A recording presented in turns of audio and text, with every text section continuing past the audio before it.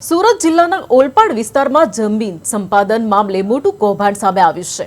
ઓલપાડ 665 સ્થાપવા માટે હાથ ધરાયેલા કાર્યવાહી દરમિયાન 14 દિવસમાં 87 વીઘા જમીન બિનખેતી ફેરવાઈ ગઈ હોવાનું બહાર આવ્યું છે, જે ટેકનિકલ અશક્ય માનવામાં આવે છે। પાવર ગ્રીડ કોર્પોરેશન દ્વારા ખેડૂતોના દર આશરે 59 કરોડ ચૂકવવાના હતા, પરંતુ જમીન બિનખેતી દર્શાવી હવે 115 કરોડ રૂપિયાના વધારવાની ચૂકવણી સ્થિતિ ઊભી થઈ છે।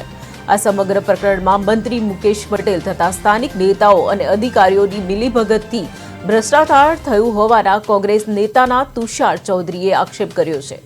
તુષાર ચૌધરીએ જણાવ્યું કે રાજ્યના દરેક ખાતાના પ્રોજેક્ટમાંથી આ જ પ્રકારના ભ્રષ્ટાચાર ચાલી રહ્યા છે અને સરકારના ઉચ્ચ સ્તર સુધી સંડોવણી હોવાનું તેમણે સામે દાવો કર્યો છે।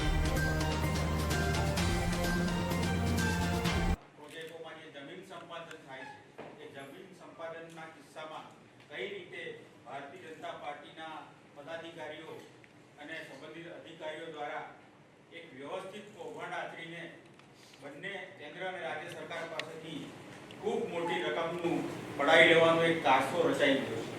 હું એક જ ઉદાહરણ આપીશ કે સુરત જિલ્લાના ઓલપાડ તાલુકામાં પાવર ગ્રીડ કોર્પોરેશન દ્વારા એક 765 કેવીએનું સબસ્ટેશનનું નિર્માણ કરવાનું હતું।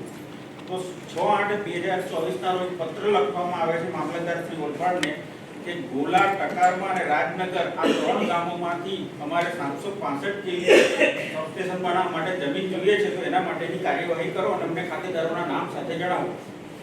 અને આ પત્ર લખ્યા પછી 20/8/2025 ના રોજ જે જાહેરનામું power grid corporation of India દ્વારા બહાર પાડવામાં આવે છે, એમાં એ 3 ગામની જગ્યાએ ઓલપાડ ગામનો ઉલ્લેખ કરવામાં આવે છે। 3 ગામને કાઢી નાખવામાં આવે। આ 3 ગામમાં જંત્રીનો દર હતો 200 રૂપિયા, ઓલપાડ ગામમાં જંત્રીનો દર છે 600 રૂપિયા। અને આ જે 14 દિવસનો જે વચ્ચેનો પીરિયડ હતો, એ 14 દિવસના પીરિયડમાં